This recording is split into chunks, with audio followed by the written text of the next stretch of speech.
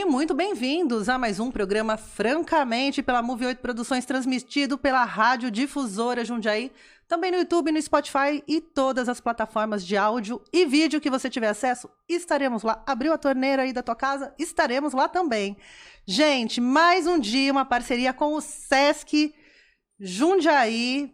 O Sesc pede, a gente obedece, porque a gente aqui tem o quê? Juízo, e o Sesc também é uma grande referência em termos de arte, cultura e atividades. Eles que mantiveram firmes e fortes aí durante os últimos anos, ajudando todos os artistas aqui da região a produzirem conteúdo. E estamos aqui hoje, um momento super especial. A gente estava aqui tricotando antes, falando o quê? De política pública, de cultura.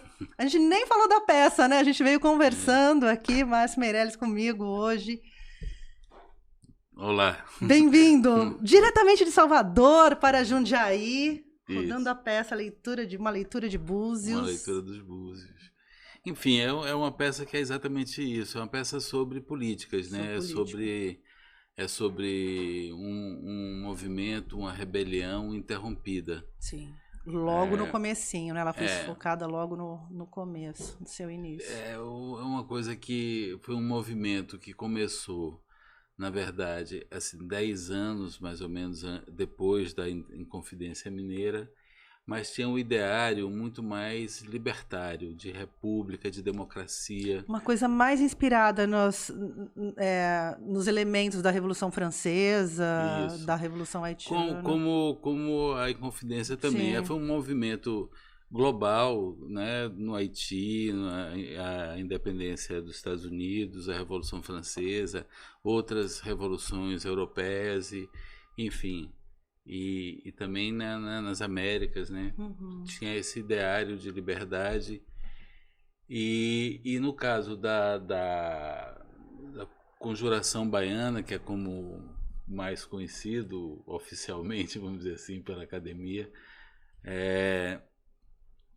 é um movimento que começou com as elites mesmo, que queriam questões econômicas, queriam privilégios, queriam manter uma série de coisas que a coroa portuguesa. É bom lembrar o pessoal que não visita lá a sala de história faz tempo, vivíamos uma monarquia, isso, né, absoluta, a coroa portuguesa estava aqui. Estava impregnada e vivendo do Brasil e de suas colônias. Sim. E já tinha os movimentos anti-escravagistas aí pelo mundo todo, isso, né? Inglaterra ali com essa bandeira de mão de obra paga. Né? E aí foi a grande questão, porque quando esses caras começaram a pensar na revolução, liberdade, igualdade, identidade, liberdade, fraternidade e igualdade. Tinha a ver com a liberdade deles, né? Com a liberdade de negócio, de comércio, de ganhar, de explorar também. Porque nós já tínhamos nessa época alguns escravizados livres já, não tinha? Tinha. A gente está falando de 1790 e pouco. Quer dizer, começou antes, né? 98 eles... Bom, enfim, e aí quando se fala de liberdade para escravizados, claro que todo mundo foi aderindo.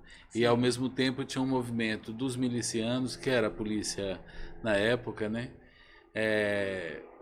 Por igualdade também, porque os pretos e os pardos não ganhavam a mesma coisa que os brancos. Coisa, gente! A gente está falando de 1700 ou de 2023? Pois é, eles não podiam ascender, né? Em outras, socialmente? Hierarquicamente, enfim. E eles reivindicavam igualdade também, né? Então a igualdade surgia aí. E os escravizados queriam a liberdade. Então, tudo isso os pequenos comerciantes também, né, discutiam essas coisas econômicas e... Porque tinha, nos livros de história, Conjuração Baiana e Revolução dos Alfaiates. É a mesma coisa. Sim, sim. Porque daí você traz e a Revolução dos Búzios também é a mesma coisa. É que você traz... É que os Búzios, ele já traz uma ancestralidade ali isso. De quem... Mas porque isso é bom, só para contextualizar esse movimento. Então, de repente, estava todo mundo junto. E aí, claro que quem era abolicionista e quem era realmente pensava numa democracia, pensava na igualdade, pensava no livre acesso a todas as coisas para todo mundo, a distribuição de rendas, a liberdade, etc. Tal. Aí a elite falou, epa, peraí, não é bem assim não foi isso que a gente combinou.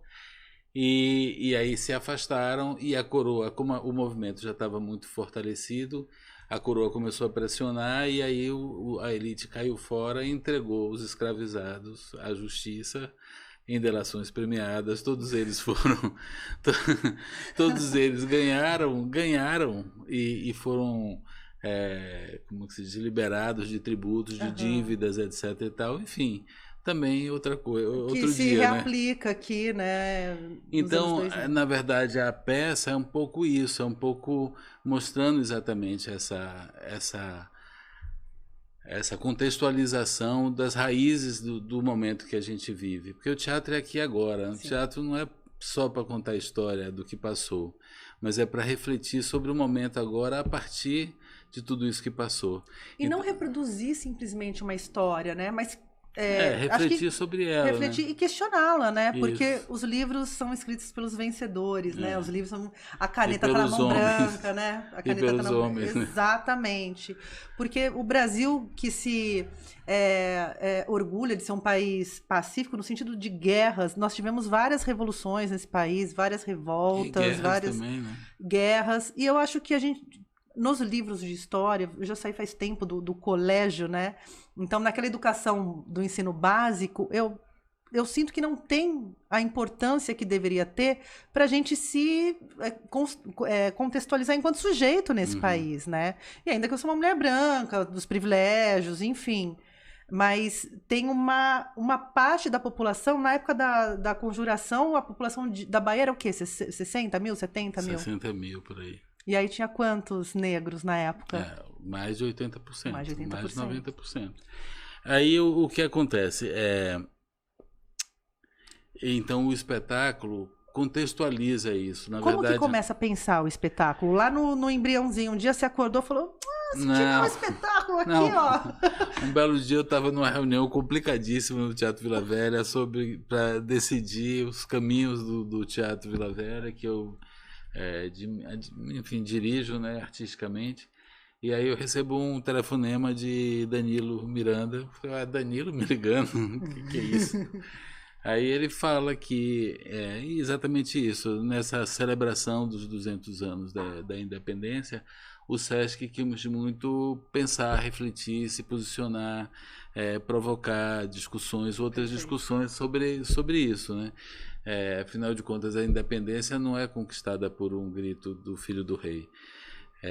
E aí ele se cercou de historiadores, discutiram, etc. e tal, e chegaram à conclusão de que a conjuração baiana era importante para ser falada por essa coisa. Primeiro, foi um movimento social que envolvia todas as esferas, né, da sociedade, dos escravizados ao governador. Todos estavam metidos nisso. Depois, quando houve essa reversão, tem uma questão racial também muito forte, porque quem pagou a conta foram os negros e os pardos, né? Sim. Os brancos foram, como eu disse, foram liberados, ao contrário, foram beneficiados. A delação premiada, né? Ali funcionou para a época. Então, teria essa questão também racial para levantar.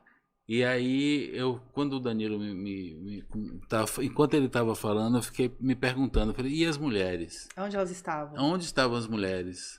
Porque a gente não ouve falar das mulheres nessas revoluções. Aqui e ali, uma ou outra, e agora começam a surgir mais, né?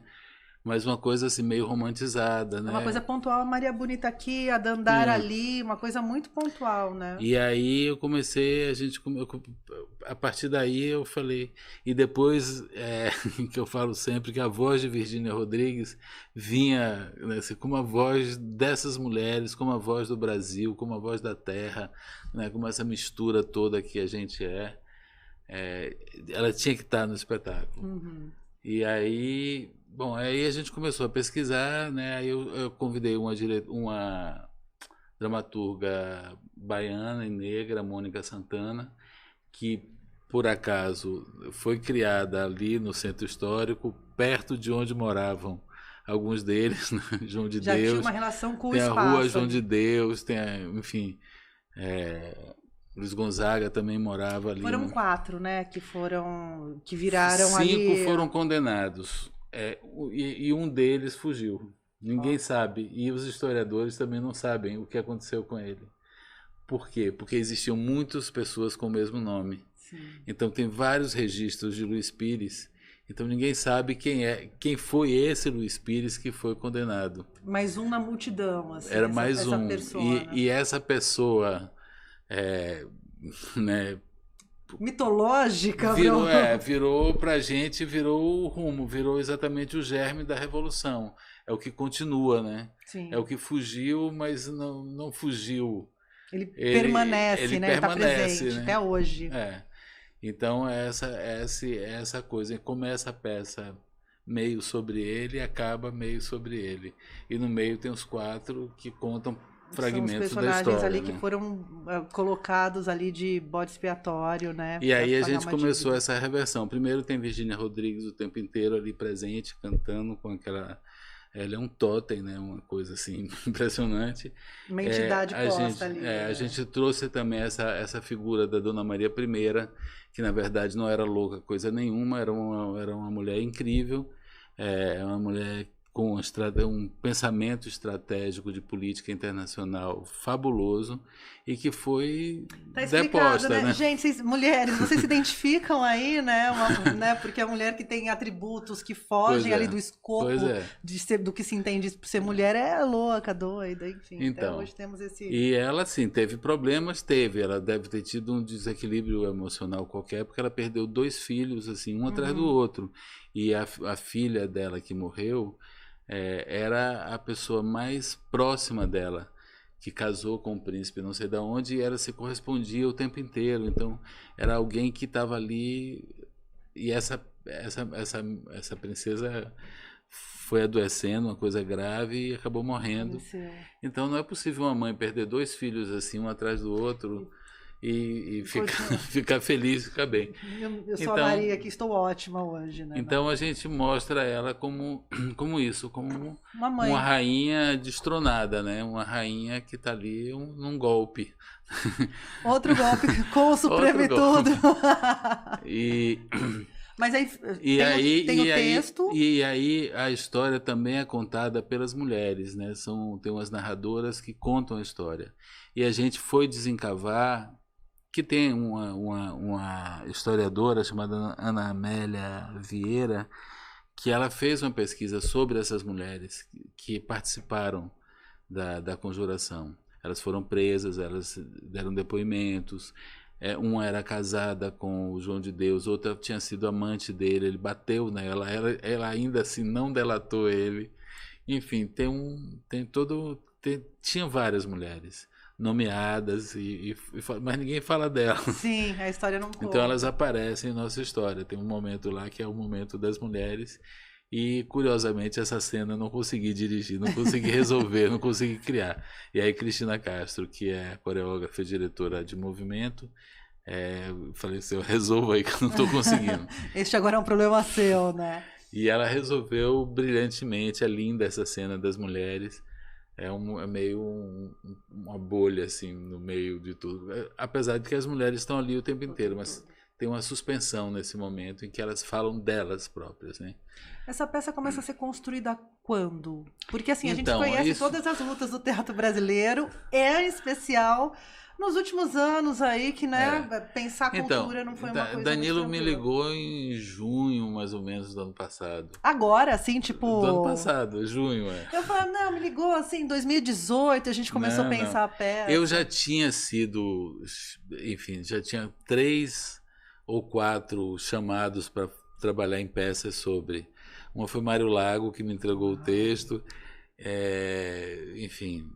outros autores também, e o Olodum, que também movimentou muito essa questão dos búzios, e se movimentou junto com Ileaê e com o Movimento Negro Unificado para transformar os 4 em heróis nacionais. E isso foi um projeto de lei de Luiz Alberto, um deputado negro incrível da Bahia. Mas, enfim, já tinha muitos chamados, mas eu nunca consegui entender como é que eu faria, como é que eu me apropriava dessa história e transformava em teatro. E essa questão das mulheres e a outra questão que é de quem é a história, né, quem conta a história. Quem conta. E aí a gente vai ver ao longo do tempo. O primeiro registro da conjuração são os próprios documentos, né? Os inquéritos, os depoimentos, os boletins que eles escreveram, enfim, tudo isso está organizado e está lá no Arquivo Público da Bahia. Porque tem uma fase ali, ainda quando a população, não só as pessoas negras estavam envolvidas antes, né, que tinha a elite ali envolvida também, teve a história de a maçonaria traduzia textos, começou, né, tinha todo esse movimento. Há documentos desse período? Tem documentos, mas é isso que estou dizendo. A história tem cor, tem tudo, né? Então, esses documentos, primeiro, as pessoas que foram presas e deram depoimentos e tudo mais, eram, na sua maioria, pretos e pardos. A elite alguns foram chamados, mas enfim. Porque daí fica naquele lugar de intelectual, enfim, quem está bagunçando é ele, né? E passaram, né? Então, a história é registrada como um movimento de pessoas negras e pardas. Então exclui a elite como se a elite nunca tivesse conspirado contra a coroa. E também, de alguma forma, exclui as mulheres. Então, essas duas apagamentos é que me interessavam também descobrir por quê e mostrar por quê, né? Essas questões econômicas. E quando a gente vai nessas questões, a gente chega nas questões do dia de hoje. Da escravidão, que era era a base da economia. Sim. Então não era possível ter uma abolição da escravidão naquele momento, porque ia destruir a economia toda. Não tinha outro modelo, não tinha outro modelo, eles não pensavam, enfim. Quer dizer, não é que não podia, claro que podia. Poderia, mas ninguém queria abrir mão, mas né? Ninguém queria. Então, e isso se perpetua até hoje, né? Essa lógica escravagista está aí, né? Essa lógica está aí. Então, a raiz não está nesse evento, mas está nesse momento da colonização, que, na verdade, está um pouco antes, que é nessa separação do corpo e do espírito, né, pela cultura ocidental, judaico-cristã, né, que o espírito é tudo de bom e o corpo é tudo de mal. E aí vem essa coisa, né? Quem trabalha, quem tem força física para trabalhar, o corpo não tem alma. E aí, quem tem alma não trabalha, só pensa, só sonha. Porque daí o sujeito se torna coisa, né? Ele é mais um bem. As pessoas escravizadas foram isso durante muito tempo, são, né? até hoje, uma mercadoria. Tanto que durante a abolição tinha a questão dos donos de pessoas escravizadas serem indenizados, né? Queriam ser indenizados como se estivesse perdendo um bem mesmo, né? Na época. E aí é isso. Então, o espetáculo começa na minha cabeça em junho, né? Quer dizer, já tinha algumas referências, mas nunca pensei, assim, depois dessas três... essas fagulhas ali. Dessas três convites e não negações, mas assim, sempre de vez em quando eu pegava de volta, falava... E que tal eu pegasse de novo aquele texto do Mário? Mas não rolou. Mas aí rolou porque vieram as perguntas, né? E meu trabalho muito é baseado nisso. Meu processo de criação começa daí. O que eu quero investigar? Quais são as perguntas que eu tenho para esse texto, essa história, esse momento, sei lá, esse tema, me trazerem respostas que vão ser dirigidas para o público, né? E aí vieram essas questões. Então, a história da conjuração baiana começou aí, com os autos. Logo depois, algumas notícias falavam sobre isso, mas de uma maneira muito pejorativa, que era um movimento de negros, que era um movimento desqualificado, etc. e tal. Depois, já no século XIX, no fim do século XIX, começaram a retomar essa história, os historiadores começaram a rever essa história e já apontar alguns outros caminhos. No início do século XX, se não me engano, um dos historiadores sinalizou essa questão dos búzios. Inclusive, essa é uma fala que está na peça, que eles usavam cabelo comprido, barba comprida e um brinco de búzio, não, um brinco na orelha e um búzio na correia do relógio. Esse búzio, e esse cara fala que a revolução podia se chamar Revolução dos Búzios, porque remetia também à ancestralidade, né? Dos búzios em Angola, como moeda e tal. E aí, quando o movimento negro começou... Enfim, um outro historiador, o Luiz Henrique Dias Tavares, que era um historiador comunista, ele quis salientar a questão dos operários, né, do trabalhador. E aí virou a Revolução dos Alfaiates, porque alguns alfaiates estavam envolvidos nisso. E aí, depois, já na década de 70, 80, quando o movimento negro começou a se apropriar dessa história, reforçava a questão da Revolução dos Búzios, da Revolta dos Búzios. E aí o Ilê fez um carnaval sobre os búzios, o Olodum fez um diretor baiano incrível, Antônio Godí, fez uma peça basicamente sobre o processo e condenação dos caras. E que na época a condenação ia para a praça pública, né? Não, a deles foi um espetáculo. Um circo. Eles fizeram como é que se diz, um patíbulo novo, inauguraram para eles serem mortos. Eles vieram em cortejo, um cortejo bastante, um trajeto bastante longo. Eles vieram carregados, né? Enfim, exibidos, né? Exibidos mesmo. E foram enforcados e esquartejados na Praça da Piedade. Ainda tem tudo isso. Tem essa ironia ainda. Tem essa ironia. Enfim. E aí, essa questão dos búzios ficou mais forte em relação ao movimento negro e tal, que se apropriou deles, e mesmo para, inclusive, preencher as lacunas, né? Aonde estão os negros na história, né? São como Exatamente. escravos. Porque tem um negócio assim, né?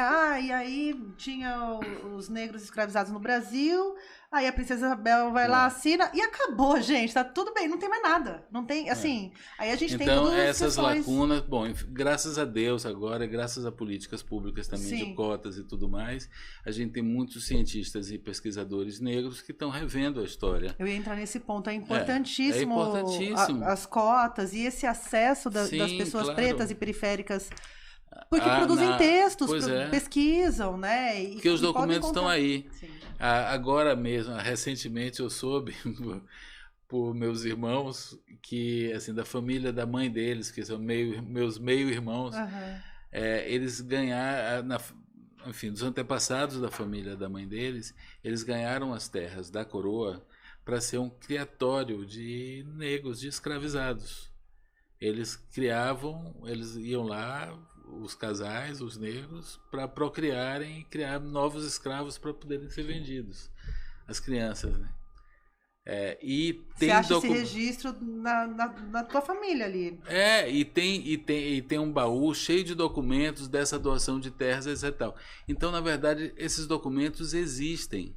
Precisa que alguém se interesse em buscá-los. Eu soube que agora, aqui em São Paulo, no interior de São Paulo, acharam também nos arquivos vários documentos da escravidão, da época da escravidão, né? Em Louveira, onde eu trabalho, a gente está fazendo um mapeamento de um espaço que fica dentro de uma fazenda privada, que os donos são ali, os donos do Estadão, do Estado de São Paulo, que ali a memória da cidade diz que tem um cemitério de negros escravizados. E aí a gente foi pesquisando, e como era uma grande fazenda, essa região toda, aparentemente era uma vala comum. Então a gente começou um processo ali de olhar para essa história, para deixar de ser um conto urbano, e para a gente pesquisar de fato se as pessoas estão ali, se as ossadas estão ali, porque são familiares de gente que está aqui, né? Tem uma história ali que foi interrompida. É isso, o Rui Barbosa não conseguiu queimar toda a história, né? Todos os documentos. Sim. Então os documentos existem, estão aí, precisa que pesquisadores se debrucem sobre eles. É uma coisa complicada, é difícil de achá-los, de restaurar, enfim, de transcrever, né? Fazer aquela transcrição, que é complicado. Eu vi lá esses documentos dos autos das devassas, dos Búzios. É difícil de você ler A aquilo. letra Mas barroco é lindo e rococó é é lindo. emocionante você ver aquele negócio. Porra, os caras escreveram isso, né? É emocionante, assim. E aí, a partir do texto, dos seus questionamentos ali que você entende que precisava Aí isso. contar. Então, aí a gente. Aí chamei Gustavo Melo, que é um grande ator que agora vai estar aqui fazendo o papel do Miliciano Pardo. Ele não podia fazer como ator. Eu chamei ele para ser ator. Ele falou, não posso, mas eu quero estar no projeto. Como ele também é um pesquisador de questão de cultura negra, de questões raciais e tal, aí eu chamei ele para ajudar para ser o coordenador da pesquisa, né? E a gente teve vários colaboradores, né? Teve Patrícia Valim, que foi assim a nossa consultora, né, histórica do projeto, e Flávio Márcio também, né, que é um outro pesquisador que tem esses dois têm foco nessa questão, nesse momento histórico. E a gente teve alguns encontros, mas também teve Rafael Galante, que é um cara, acho que ele é mineiro, mas ele mora em São Paulo, e ele é um pesquisador, é um etnomusicólogo que pesquisa música afro-brasileira dessa época aí.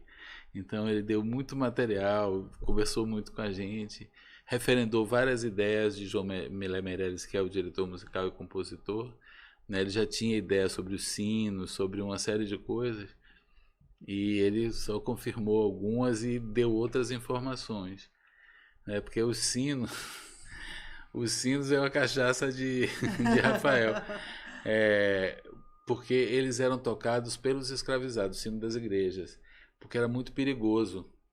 Um sino daquele Cair, bater bater ali. quando vai e volta é um carro, né?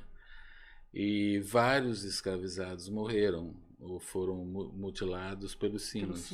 Pelos sinos das igrejas. E aí, mas também por outro lado, eles usavam os sinos para transmitir mensagens, né? Meio uma tradução dos tambores ou do berimbau da capoeira, né? Então, toques, por exemplo, o toque da capoeira de São Bento Grande, São Bento Pequeno, é da igreja de São Bento, da Bahia. Né? Então eles adaptavam os toques dos sinos para os berimbaus ou vice-versa e se comunicavam porque uma igreja tocava, a outra tocava e aquilo ia se Dali difundindo. nasceu o código Morse pro também, mundo. também vem dos tambores, né? Essa tradição Mas musical, que incrível, eu não sabia disso. né? De comunicação de várias etnias africanas. É que é um ponto importante também, e sempre nas conversas aqui eu ressalto, porque tem muita gente que acha que a África é um país, né? Ainda temos essa grande questão no Brasil, problema. Ainda temos esse problema aqui, e a gente está falando de um continente com dezenas de línguas, de cultura, tribos diferentes, enfim, é muito rico também, né? Imagino pesquisar música da época ainda, né? Deve ser também um encanto. Agora, você fazendo a construção dessa peça, colocando todos os elementos, a música também tendo um lugar de protagonismo, não sendo apenas uma trilha sonora ali, porque né? assim, eu trabalho muito assim com esse entrelaçamento de narrativas e de linguagens, né? Então, para mim, música, dança e teatro é uma coisa só. E ultimamente eu tenho trabalhado muito com vídeo também. Então tem, por exemplo, durante todo o espetáculo tem um telão que passa vídeo o tempo inteiro. E essas informações que estão no telão, na verdade, às vezes se chocam com o que está acontecendo né, com os atores, né?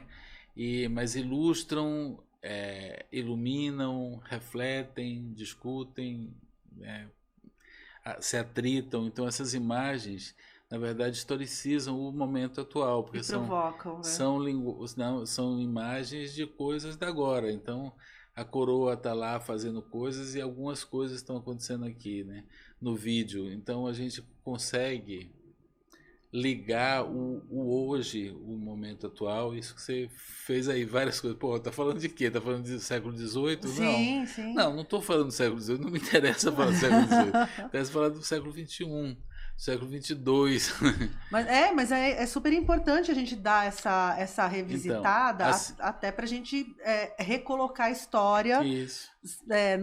Sendo contada por pessoas que precisam contar suas histórias, precisa estar no no lugar de protagonismo, né? Quando a gente fala de revisão histórica, revisionismo, a gente tem tantas questões aí para abordar, né? Desde a gente ouvir aí, mas o português nunca pisou na África, nunca escravizou ninguém, né? A gente viu isso em cadeia nacional aí, depois a pessoa foi eleita, inclusive. Mas, enfim, a gente tem vários momentos da história sendo negada. Ao passo também que tem várias histórias que ainda precisam ser contadas. Isso. Né? Pelas pessoas que pelo menos para honrar os ancestrais que foram protagonistas, né? Essa própria conjuração baiana, a revolta dos alfaiates ou dos búzios, é um episódio que é razoavelmente apagado, né? Não está nas histórias oficiais. Sim. Como outras rebeliões do Nordeste, principalmente, que ninguém sabe. A gente sabe, assim, de ouvir dizer, né? Mas tem muita coisa, né? O povo baiano nunca foi dócil, né, à colonização. Sim. Desde os indígenas iniciais, que deram trabalho ali o tempo inteiro, depois os escravizados também, depois os forros, né? As revoluções aconteciam ali, mas é que também, a gente que está aqui no Sudeste, né? A gente acha que o Brasil gira em torno do Sudeste. O mestre Ambrósio estava aqui, a gente estava falando muito disso, né? Tudo que acontece no Sudeste, música, tudo que acontece no Sudeste é música popular brasileira. O que acontece na Bahia, no Norte, no Sul, é música regional. Né? A gente não contextualiza o que sai fora do Sudeste como cultura brasileira. É cultura regional, é como se fosse como se o Sudeste não enxergasse de fato o Brasil como uma coisa única, né? Assim, é mais separado. Óbvio que tem todas as sonoridades, enfim, mas num contexto tem assim geral... o que não se pode esconder, negar, né? Toda a música nordestina, todo o movimento cultural, né? Desde a Tropicália, o axé, o armorial, enfim, tantas manifestações, né? Sim, é que daí chega no Sudeste e dá aquela pasteurizada para se tornar... Não dá para dizer que não, né? Se você faz uma lista de todos os grandes músicos brasileiros, por exemplo, uma grande parte, se não a maioria, é do Nordeste, Sim. né? Eu ouvi uma fala do Fagner sobre isso, né? Por que Fagner nunca esteve na elite da música popular brasileira? Ele falou, eu canto com sotaque. Né? São questões aí da cultura brasileira e principalmente desse umbigo que o Sudeste tem, né? De achar que o Brasil tem que girar ali no entorno. E essas revoltas, rebeliões, essas contestações que aconteceram ao longo da história, elas também acabaram... ficando num lugar menos importante do que deveriam estar para a gente se entender como um povo brasileiro. Né? E por isso eu acho que essa atitude ou essa decisão do Sesc de falar sobre a revolta dos búzios aqui em São Paulo e convidar uma equipe de criadores, quer dizer, na verdade ele convidou a mim, mas ele sabia que eu era um pacote. Né? Eu venho com o kit montado, gente, do Sesc, eu vou, mas tem o kit. É isso, porque como eu não domino todas as linguagens, eu preciso de um músico, de um coreógrafo, de um... Como foi montar? Como foi montar seu kit? Então, mas são pessoas que já trabalham comigo há muito tempo, né? A gente já faz parceria em vários espetáculos diferentes. Tem ideia quantas pessoas envolvidas entre atores, equipe, produção, tudo? Mais de 100 pessoas. Uau. São 30 no palco e fora do palco são pelo menos os outros 30, né? Assim, no som, na luz, na técnica, na cenografia. E como você encontrou, o Luiz aqui, o João de Deus vai ser... Como que chega essas pessoas? Então, aí já tinha, assim, pelo menos a diretora de movimento e o diretor musical já eram esses, porque, enfim, porque a gente já se entende, né? Fala uma língua só. O diretor também do audiovisual também é um cara que trabalha comigo há 200 anos. Já tem uma sinergia, já... Eu pego o texto, faço um roteiro paralelo de imagens, entrego para ele vê o ensaio, anota os tempos e tudo mais, grava o ensaio e começa a editar a partir do ensaio. Aquele outro roteiro que não é o que está acontecendo em cena, né? Ele busca aquelas imagens ou produz aquelas imagens, mas isso a gente faz já há 200 anos juntos. E aí o Sesc também me deu essa opção. Eu poderia ter montado na Bahia e trazer o espetáculo pronto, mas eu preferi fazer aqui em São Paulo, por tudo isso. Eu acho que era mais importante eu fazer aqui do que trazer um espetáculo baiano para cá. É um espetáculo paulista, mas tem alguns atores que eu convidei, como Virgínia Rodrigues, como Chica Carelli, que faz a rainha. A Chica Carelli também é sua parceira de longa data, né? 40 anos a gente trabalha junto. Cristina Castro tem uns 25 anos que a gente trabalha junto, e João Meirelles tem a idade dele, porque ele é meu filho. Já colocando o quê? A família para trabalhar, porque é assim que funciona a vida de... Não, porque ele é um excelente músico e é um excelente trilheiro também, né? Porque assim, tem grandes músicos que não se apropriam dessa linguagem da música no teatro ou da música no cinema. Porque é diferente, né? Você subir num palco, tem uma banda... Teu filho tem banda? Ele tem vários projetos dele próprio, Taxidermia com Jadza, tem, enfim, outros projetos autorais, mas ele toca no Baiana System. Ah, demais. Nossa, Baiana System é exatamente essa sonoridade que ele também ajudou a construir no Baiana System, porque ele tem formação erudita, né, contemporânea, mas também ele tem uma pesquisa sobre essa questão das claves, dos toques, né, sagrados do candomblé. E como esses toques, como esses ritmos, como essa polirritmia está impregnada em toda a música brasileira, basicamente, toda.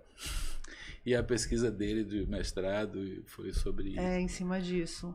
Então eu queria isso, eu queria essa coisa do ancestral contemporâneo, né? Essa coisa tá ali junto, né? De trazer essas múltiplas linguagens que você traz, porque elas não se dissociam, né? Mas também não ser um teatro histórico, né? A gente está fazendo antropologia, né? A gente está fazendo arte, né? Está fazendo uma poesia. E assim, é salutar isso está acontecendo neste momento de país, né? Assim, essas questões sendo levantadas. Aí depois eu conto isso. Você está perguntando como foi construído. Como foi construído? É que começou ano passado. Não, e Cristina Castro também, ela vem de uma trajetória de bailarina, né? Ela dançava, ela faz 40 anos esse ano de dança na vida dela, de dança profissional, né? Depois ela passou a ser coreógrafa, depois curadora, tem um festival internacional de dança que ela cura e dirige, e ela tem essa visão de mundo, que é essa visão a partir do contemporâneo, mas que também se reflete ou consegue se inserir também nessas brechas das danças tradicionais, das danças populares. Então a gente tem um pouco isso. Teve vários colaboradores também, tanto em música, com pessoas de percussão que vieram dar oficinas, e como de dança afro, de dança de rua. A questão das oficinas eu acho incrível, assim, toda vez que um espetáculo se propõe a fazer oficinas e deixar um legado por onde passa, eu acho que é a construção da cultura do país, para além de apresentar um espetáculo, né? Mas é deixar alguma coisa ali, né? Então foi isso. Aí esses alguns atores que eu também convidei, era meio assim, são atores que também conhecem a minha linguagem, né? E que trabalham comigo, já trabalharam comigo em vários espetáculos. Tem alguns que foram do Bando de Teatro Olodum, ou são ainda, mas o bando agora tem um outro momento, um outro movimento de como eles trabalham juntos. Eles continuam a ser um grupo, mas cada um está trabalhando em cinema, enfim. Teve uma participação, não teve no Opaió? Não, Opaió é eles, né? Foi uma peça que eu criei para eles e que virou filme, depois virou tudo isso aí, agora vai sair série, o 2, virou série, agora vai ter o filme 2, que também já está planejado para virar série, o próprio filme, enfim. E aí também eles se desenvolveram com carreiras solo, como atores de audiovisual, né? Mas, então, tinha uma base do elenco que me conhece, sabe que eu não gosto de drama, que eu não gosto de exagero. Que eu acho que o teatro é para refletir, para contar uma história, para fazer o rei perceber que está nu, né? Uhum. E que a gente está contando uma história, a gente não está vivendo aquela história, a gente não tem que envolver o público numa história, tem que fazer com que o público reflita sobre a sua própria história, né? E como é que ele pode transformar a partir do que ele vê. Então tem esse elenco. Mas eu queria trabalhar também com atores aqui de São Paulo. Então eu propus isso, uma série de oficinas para selecionar um elenco daqui. Uhum. E aí apareceram 547 inscritos em vídeos, pessoas incríveis, e que eu não conheceria de outra forma, né?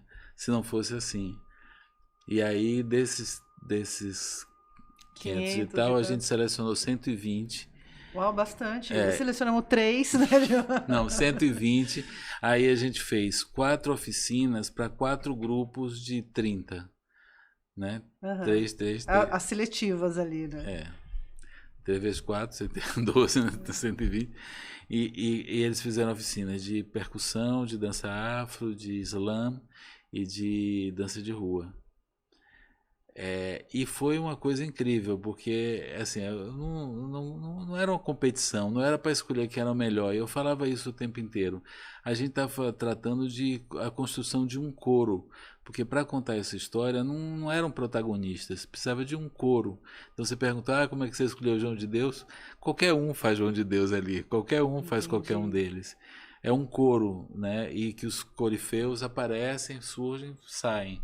Né? Exceto a coroa, que faz só a coroa, mas enfim, tem coros e subcoros, né? A elite é um coro dos enteados, tem um coro, mas é todo mundo junto, e aí toda essa construção do coro começou no primeiro dia, porque o SESC propôs que a gente fizesse uma reunião com os 120 para dizer como era o projeto, etc, etc. Eu falei, mas só falar, sentar, vamos fazer alguma coisa. Então, quando eles entraram, já tinham um set de percussão armado. Aí eu ia jogando eles nos tambores, eles começavam a tocar, vai tocar, ou vai dançar. Daqui a pouco estava todo mundo 120 dançando, com a equipe toda do SESC, todo mundo dançando na sala e tocando e tal. Aí depois a gente teve um papo. Primeiro se entregaram, depois e o papo conversa. foi esse, a gente está aqui não é para escolher o melhor. Às vezes o melhor nem vai estar, porque na verdade é formar um coro polifônico que funcione harmonicamente, né?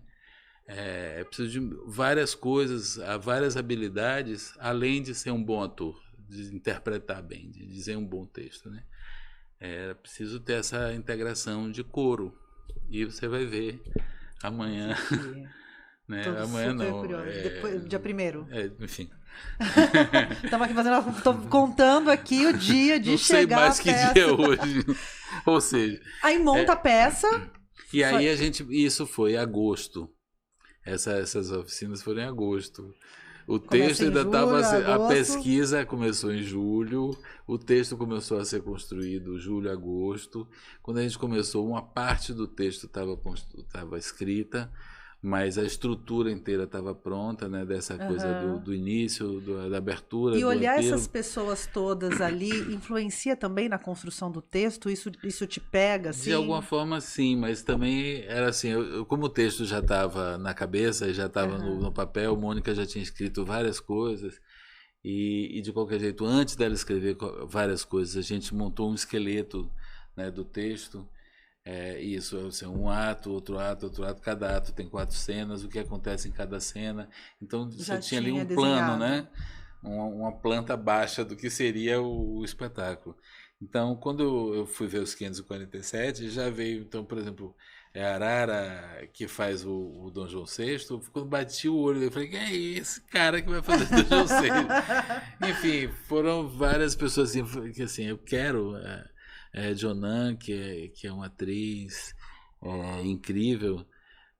Também eu já sabia o que eu queria que ela fizesse, né? Enfim, já iam surgindo ali. Essas coisas já estavam mais construídas na tua cabeça e as peças foram encaixando. Já foram encaixando. Então, alguns, antes das oficinas, eles só confirmaram, né? Porque no vídeo é uma coisa, depois você confirma ou não. Mas eles confirmaram a impressão inicial que o vídeo me provocou. E aí foram mais 17, então ficamos com 27 atores e 3 músicos convidados também. Estreou quando essa peça? Quando estreou primeiro palco da peça? 18 de novembro no Vila Mariana. Então a gente ensaiou setembro, outubro e meio de novembro. E eles tocam, eles dançam, eles cantam, eles falam, eles fazem tudo. De tudo. E aí entra nessa turnê Sesc, estreou em novembro, agora tem as datas. Você tá na estrada para valer, né? Aí foram era para ser de 18 de novembro a 30 de janeiro. Aí estendeu mais 2 semanas de fevereiro, porque foi muito bem recebida, né? Foi um sucesso no sentido de que sucedeu o que a gente esperava que sucedesse, né? Atravessar o público com essa história. Você tem essa informação de atravessamento, assim? Não, tem várias pessoas, vários Porque para além de um lugar cheio, né? Um teatro cheio é uma coisa. Agora esse atravessamento. A reação agora em Guarulhos foi uma coisa impressionante. Impressionante. Em Santos também, foi assim, uma comoção. No Vila Mariana, mais de 10 mil pessoas assistiram o espetáculo. Porque você está mexendo em algumas feridas, algumas chagas que estão ali neste Brasil precisam ser, né, expostas. Sim. Tomar sol, né, para secar. Ajuda, né? Põe um band-aid em cima, ninguém machucou nada, aqui tá tudo bem, né? E aí... E é de uma forma também muito interessante, quer dizer, não é uma lamentação, não é assim, eu escolhi não fazer um espetáculo ou uma narrativa sobre a vitória da punição. Sim. Né? Ao contrário, eu quis fazer a história de uma rebelião que foi interrompida e que vai continuar. Então é sobre essa rebelião que é a peça toda. Começa com o enforcamento. Começa enfim, a sentença, os enforcamentos, e aí a gente começa a contar a história. Então, eles morreram. Ok, mas, já sabemos o final, agora vamos para o que a gente tem que falar aqui. Né? Isso foi porque eles fizeram tudo isso e porque o povo negro e não negro, brasileiro, indígena, trans, né, LGBTQIA+, as mulheres, todos estão em movimento, né? Todos estão querendo igualdade, querendo liberdade, né? E querendo que sejamos todos irmãos, entendamos isso, né? Sim, quando uma mulher preta se movimenta, uma estrutura inteira se movimenta, né? A gente, dentro do movimento feminista, tem muitas discussões ali. Eu falo, gente, enquanto a mulher branca estava lutando para trabalhar, a mulher preta já trabalhava, né? Já era escravizada, enfim. Tem os recortes dentro da história, que é muito importante, né? Não tirando o mérito de outras lutas, porque daí, mas assim, a gente tem uma história no Brasil que a gente está falando até no carro, né? A gente não vai resolver, né? Mas a gente precisa tentar, a gente vai dar conta. A gente não vai viver essa resolução, mas um dia vai ser resolvido. Né? Tem que ser. Porque tem muito trabalho, muita gente lutando para isso. E né? a arte, ela tem esse papel também, porque né, a gente teve um período aí que a arte tem que ser bela, né? A gente teve esses por que momentos... que a arte? Por que a arte e os artistas foram tão perseguidos e criminalizados no governo anterior? Né? Porque é uma ameaça muito grande. É uma ameaça ao pensamento crítico, é uma ameaça a tantas beleza, coisas. Né? A beleza. A beleza é uma ameaça. Não, aqui em Jundiaí, inclusive, agora nudez, imagina, vem Michelangelo pra cá, não pode ter, porque tá pelado, não pode, é pornografia, porque agora tudo também tem essa Não, questão teve, eu moral vi aqui. uma coisa, uma professora que os pais, enfim, questionaram e tal, pediram a cabeça dela porque ela mostrou a foto de Davi, de Michelangelo. Do Davi Estamos de nesse momento Michelangelo. no mundo. E aí você se coloca, você tem toda uma construção enquanto artista, uma construção no teatro, né? Gestor de cultura, tá lá no teatro. Quanto tempo de carreira, Márcio? 50 anos, 123 peças. Começou agora, gente. Começou agora. Premiadíssimo, vários prêmios já, né? E assim. Mas mais que os prêmios, assim, nessa trajetória eu comecei com o teatro universitário, exatamente num momento difícil, 72, né? Tava Um ali. momento difícil da ditadura. O Brasil tava tranquilo em 72, né, gente? E a gente fazia um teatro sentido. universitário muito correndo risco, sendo censurado, etc e tal. Depois construí um grupo chamado Avelães e Avestruz, na Bahia, e que tinha esse pensamento de teatro de grupo, de socializar a própria criação, a economia, né, do grupo e tudo mais. Depois o Bando de Teatro Olodum, né, fui gestor do Teatro Castro Alves, que é um teatro enorme, que tem orquestra, balé, tudo. Tem os corpos estáveis lá, né? Isso. Depois fui para o Teatro Vila Velha, reconstruímos o Teatro Vila Velha, e eu falo sempre no plural, porque é muita gente, eu só estou junto de muita gente fazendo. E aí depois fui ser secretário de Cultura durante 4 anos, no primeiro governo de Jacques Wagner, e a gente refundou a Secretaria de Cultura, que não existia, era Turismo e Cultura, Educação e Cultura. A cultura está sempre dentro de alguma pasta, né? Sempre esteve dentro de alguma pasta, né? E aí realmente fiz um trabalho de descentralização que vingou até hoje. Os outros municípios, não só Salvador, tem uma musculatura de produção cultural, de entendimento disso. Porque quando você está do lado do balcão, você, enquanto um ativista da cultura, né, do lado de fora do balcão é uma coisa. Do lado de dentro, né, fazer política pública de cultura no Brasil não é fácil, né? São os orçamentos, são as questões políticas que ali estão colocadas, enfim. O que muda na tua visão a partir do momento que você assume ali 4 anos uma secretaria? A pessoa está fazendo terapia aqui, ó. A pessoa chama o convidado aqui, e aí a gente quer fazer uma terapia com a pessoa para me dar uma esperancinha no coração. Não, veja bem, o que acontece é o seguinte, quando, assim, em janeiro, quando eu fui nomeado, logo depois vem o Carnaval na Bahia, que não é pouca coisa. E o Carnaval da Bahia está no colo de quem? Do secretário de Cultura. E aí a gente teve o lançamento do Carnaval em janeiro ainda, e Gil foi para lá, para o lançamento do Carnaval, como ministro, né? E aí a gente conversou, eu falei, Gil, como é isso de ser artista e ser gestor em política pública? Ele falou, cara, é a mesma coisa, você vai ver que é igual. Ser artista e ser gestor público é a mesma coisa. E isso, Gil fala isso, a gente tem que ouvir, de prestar atenção. pensar e entender, né? E realmente é isso, porque o que faz um gestor público e um artista, né? Ele constrói um discurso, um pensamento que vira um discurso, que vira ação, e essa ação pretende o quê? Desenvolver a sociedade, né? Precisa sanar os problemas e promover o desenvolvimento dessa sociedade. Isso que o artista faz é isso que o gestor público faz. O grande problema, eu acho, na questão da gestão é que a gente, principalmente nós, artistas e produtores culturais, ou a gente tem uma visão de produtor cultural e tenta levar essa visão de produtor cultural para o Estado, e o Estado não é produtor cultural. O Estado não produz cultura, produz política. E aí é que está a questão. Esse lugar é tão difícil das pessoas entenderem, que talvez, né? o artista entenda mais, porque o artista é um ser político que está o tempo inteiro negociando e discutindo e debatendo, né, e atuando politicamente na sua arte, né, com o público, com o poder, com a grana, com tudo. Com tudo.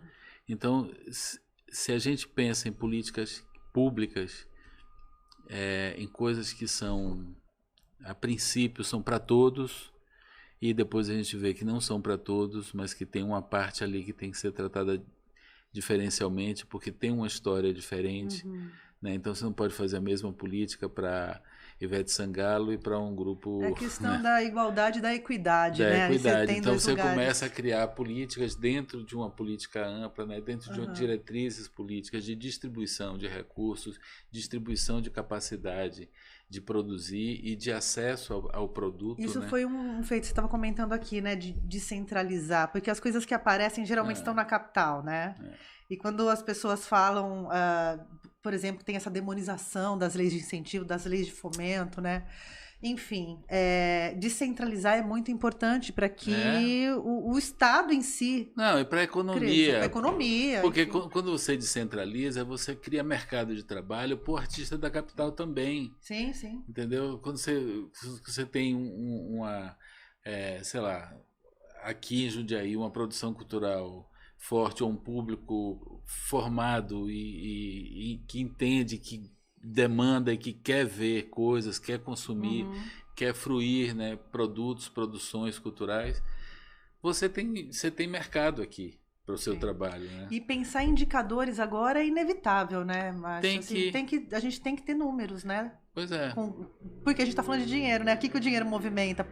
Tem que ficar provando o tempo todo que cultura é investimento, né? Então, não é assim, gasto. quando o Wagner me chamou, a primeira reação foi não.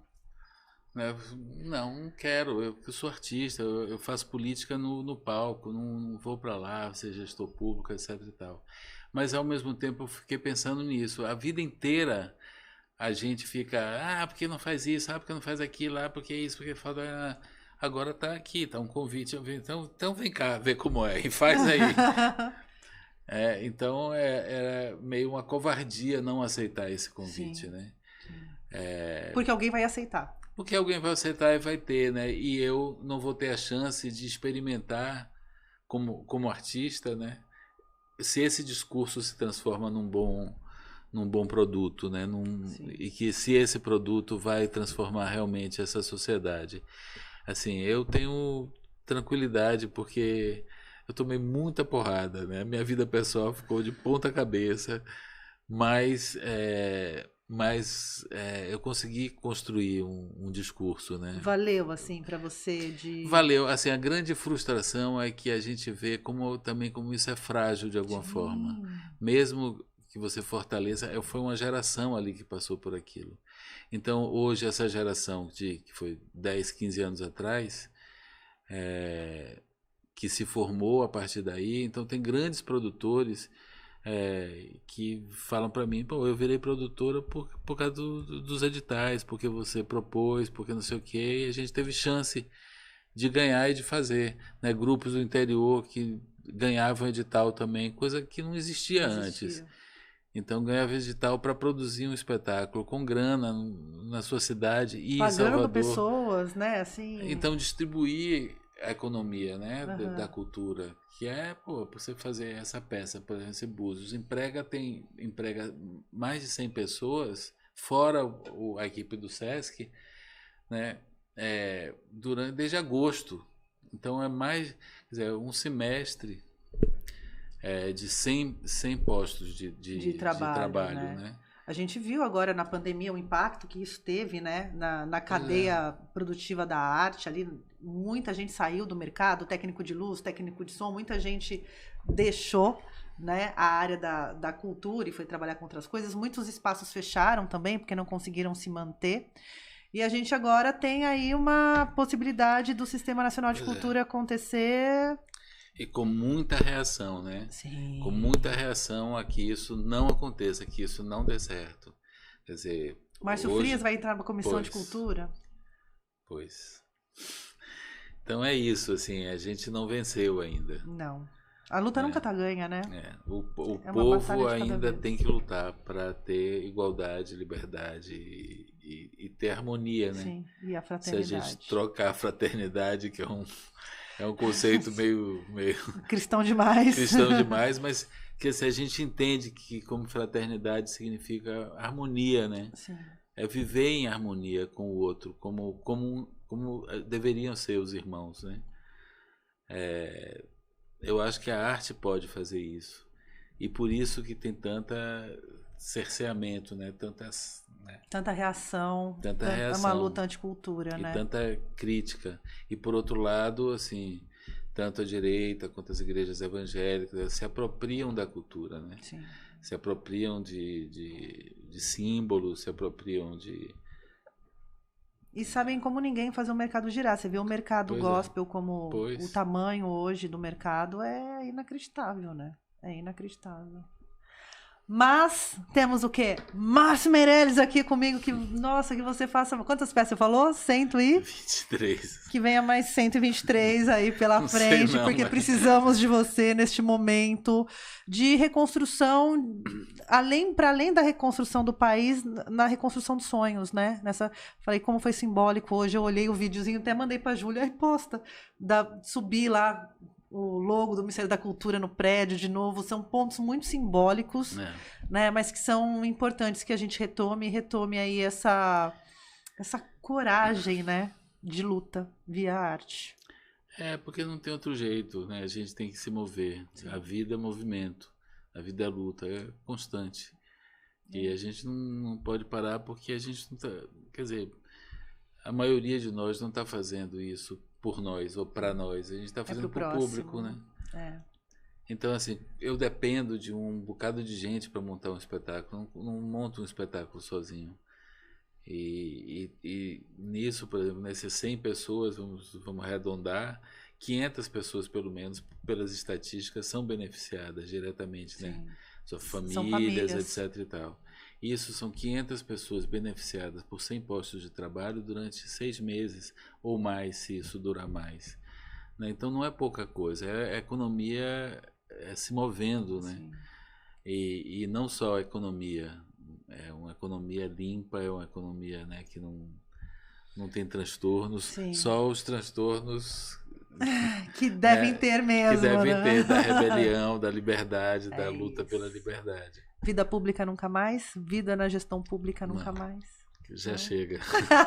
Já dei minha contribuição, 8 anos, 4 no Teatro Castro Alves e 4 na Secretaria de Cultura. E agora é Teatro Vila Velha. Por enquanto, eu faço 70 anos próximo ano. Eu tenho 68. Gente, com essa carinha, assim. Vou fazer 69, 70 no próximo ano. O Teatro Vila Velha faz 60 anos no próximo ano. Esses 2 números também dizem alguma coisa, né? Tem um recado aí, tem um discurso. É um ciclo que tem que se fechar. Então, consulta os búzios primeiro, antes de tomar qualquer decisão. Mas a gente está ali, a gente tem um diálogo constante, né? Com essas coisas da natureza, né? Sim. A gente estava falando das várias Áfricas. Na Bahia tem várias nações, né, de candomblé. Tem a nação Banto, que vem de Angola, vem das tradições de lá. Tem a nação Queto, que é Yorubá, tal, tem Jeje e tem os de Caboclo. E o mais conhecido é o Yorubá, né, que tem os orixás, tem toda a simbologia, a história de cada um. Mas a nação Banto, que vem de Angola, assim, é uma cultura muito sofisticada, muito complexa. Não é tão simples, porque é muito mais abstrata. Então, os orixás não são divindades antropomórficas, né? Não são reis que viraram divindades, né? Ou rainha, ou sei lá o que. Não eram pessoas que têm uma história. Não, é a natureza, são os rios, é o mar, é a tempestade, são essas forças da natureza. E Virgínia é da nação Banto, então ela trouxe essa cultura para o espetáculo, né? Então as músicas todas que ela canta são músicas da tradição Banto. E isso faz uma diferença também na sonoridade toda do espetáculo e na visão de mundo. Sim. Porque assim, tem uma coisa muito linda que eu sempre falo, que assim, a noção de tempo da nação Banto, ou da cultura Banto, é que o tempo a gente é que passa, as coisas passam. O tempo está aí, o tempo não se move. E essa isso é muito próximo da noção do contínuo de tempo, né? Da física quântica e tal. Então você vê que tem uma complexidade no pensamento de um povo, né? De uma cultura que a gente ainda não que durante alcançou quase, a gente né? não alcançou e muito tempo foi tratada como menor, como primitiva. Ainda vamos combinar que ainda é. temos essas questões todas voltadas às religiões de matriz Mas afro. é impressionante porque assim é muito sofisticado. A gente tem que desfazer os nós, né, da nossa tradição ocidental para perceber uma coisa que é tão incrível. Né? Porque se você pensar bem, o tempo não passa. O tempo não passa. É a gente o que é o tempo? O tempo é. está aí, né? E o tempo, enfim, é muito bonito tudo isso. O tempo é. O tempo a gente passa. Obrigada. Muito obrigado você adorei também. ter você aqui. Estarei na peça. Todo mundo na peça, gente. Gente, ó, vamos convidar. Jundiaí, vamos lá. Ó, Sesc Jundiaí vai ser dia 31 e dia 1º, é isso? 31 e dia 1º. Ingressos no Sesc. Gente, ingresso no Sesc, vocês sabem como funciona, né? Vai lá e compra, porque acaba rápido. Qual que é o horário, Juju? Você tem aí? 20 horas. Às 20 horas. E 19. 20 horas e 19 minutos? Não, ou às 19, na sexta-feira às 20 e no sábado às 19 horas. Então, ó, Sesc Jundiaí, sexta-feira às 20 horas, sábado às 19 horas, Teatro Sesc. Vai lá, dá pra comprar na bilheteria, dá pra comprar online. Arrasta a família pro teatro, que o Sesc... E é isso, o espetáculo garantido. É lindo, é muito emocionante. Porque é isso, envolve o público com dança, com música, o tempo inteiro. E assim, com essa coisa, com essa pulsão de vida, né, dessas tradições todas. E acaba com um grande carnaval, que é a grande rebelião brasileira. É isso, carnaval é a grande rebelião brasileira, é isso mesmo. E quase privatizaram o carnaval durante a pandemia, mas o carnaval é do povo. Privatizando há muito tempo. Sim. Né? Mas o carnaval é do povo. Mas é brabo. Na Bahia, no Rio, aqui, é toda essa coisa, né? O capitalismo tudo pertence, tudo, né? Isso. Agarra tudo. Não deixamos, tá? Gente, obrigado, Ju, obrigado, Rafa, obrigado. Sesc, Rafa, muito obrigado mais uma vez pela parceria. Galera que tá na Rádio Difusora, continue na programação para você que tá pelo YouTube. Vai ver a próxima peça. Tem um documentário também, não tem? Da construção. Olha, quase. Vai ver o documentário. Vou deixar linkado em algum lugar do vídeo. Documentário. O Alma Preta, né? Fez um documentário. Sim. Eu ainda não vi, mas... Você não viu? Ainda não. Aí, gente... O homem da peça... O cara tá trabalhando. O cara não tem tempo de ficar vendo filme. É rapidinho, 15 minutos. Eu sei, mas desde que ele... Porque foi hoje meio-dia, né? Que eles lançaram. Foi hoje que lançou? Hoje meio-dia lançou. Eu tava correndo pra pegar entendi. o carro pra vir pra cá, pra ver coisas, pra resolver problemas de cenário. E ainda roubei ele pra cá. Pra ver problemas de cenário, enfim, tudo. tá tudo resolvido, graças a Deus. Tem uma equipe muito, muito boa. André Bol, que é o diretor técnico, enfim. A produção também, tá tudo certo. Vai ser lindo o espetáculo. Mas eu vou ver agora quando chegar agora, em casa. gente, eu preciso levar esse homem embora pra ele descansar um pouco. Dá pra ver pelo menos o documentário, né? Pelo menos, né? Vamos deixar o homem descansar um pouco, assistir o documentário da própria peça. E é isso. Sexta e sábado no Sesc. Obrigada, Muito Márcio. obrigado. Obrigadão. Gente, ó, vou ficando por aqui. Fiquem bem, bebam água e tchau. Francamente, com Tainan Franco.